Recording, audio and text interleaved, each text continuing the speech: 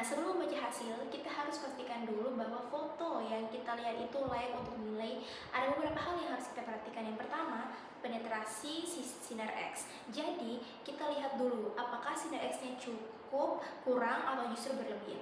Kalau terlalu tembus, gambarnya jadi terlalu gelap, dan kalau kurang tembus, gambarnya jadi terlalu putih. Idealnya, bayangan vertebra masih bisa terlihat samar di belakang jantung. Nah, dan yang kedua ada rotasi. Ini penting untuk memastikan posisi pasien simetris. Kita lihat jarak antara ujung klavikula kanan dan kiri tulang belakang. Kalau jaraknya sama, berarti posisi tubuh pasien tidak miring.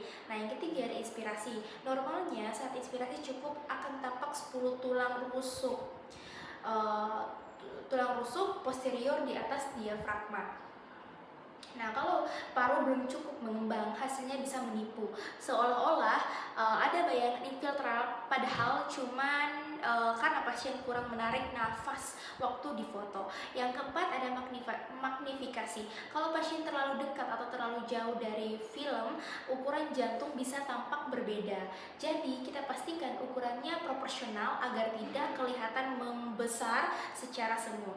Nah, yang kelima ada angulasi. Ini artinya arah sinar X tegak lurus ke dada pasien. Kalau sinarnya miring, bentuk jantung dan diafragma bisa tampak tidak normal. Nah, yang keenam seluruh lapang paru. Nah, terlihat kita harus pastikan dari puncak paru sampai dasar paru atau sinus costophreniculus semuanya terekam jelas dan tidak ada bagian yang terpotong. Nah, kedua, kita menilai temuan radiologinya. Nah, setelah yakin foto sudah layak, barulah kita menilai salah satu per satu bagian yang terlihat foto toraks. Nah, yang pertama ukuran jantung. Nah, kita hitung kardiotoraki rasio atau CTR perbandingan lebar jantung dan lebar dada. Normalnya kurang dari 50%. Kalau lebih dari itu, kita curiga adanya pembesaran jantung atau kardiomegali. Nah, yang kedua, aorta dan mediastinum superior. Kita lihat apakah melebar atau tidak. Kalau melebar bisa jadi ada aneurisma atau massa di mediastinum. Yang ketiga, posisi trakea. Nah, normalnya trakea harus berada di tengah.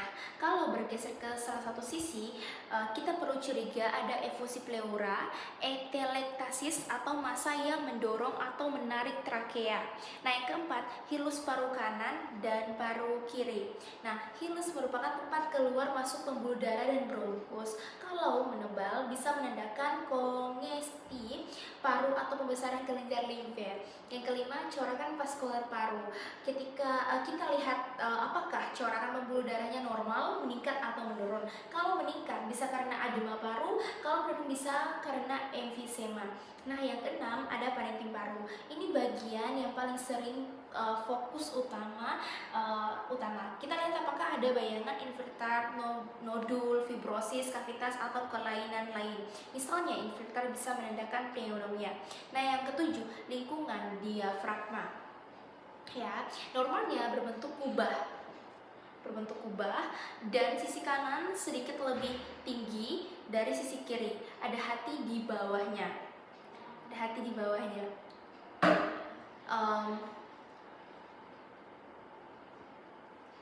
Lah, kalau tampak tinggi sekali bisa karena atelektasis, sedangkan kalau datar bisa karena hiperinflasi seperti ada PPOK.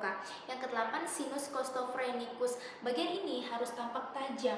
Kalau tumpul biasanya karena ada efusi pleura, yaitu cairan di rongga perut.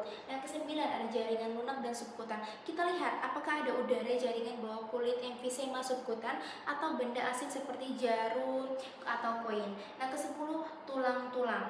Jangan lupa periksa tulang iga, clavicula, scapula, ya, dan ya scapula. Pastikan tidak ada garis fraktur atau kelainan bentuk. Oke, ketiga, kita buat kesimpulan. Kalau semua terlihat normal, kita bisa simpulkan seperti foto toraks PA menunjukkan paru-paru dan jantung dalam batas normal, tidak tampak infiltrat, efusi maupun fraktur tulang. Tapi kalau ada kelainan bisa kita tulis sesuai temuan. Misalnya, tampak infiltrat pada lapangan paru kanan bawah yang mengarah ke pneumonia.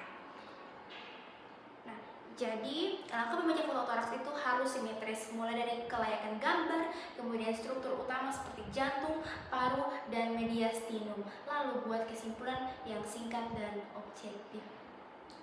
Oke, itu saja mungkin hasil dari pembacaan foto toraks bersih Bapak R ini.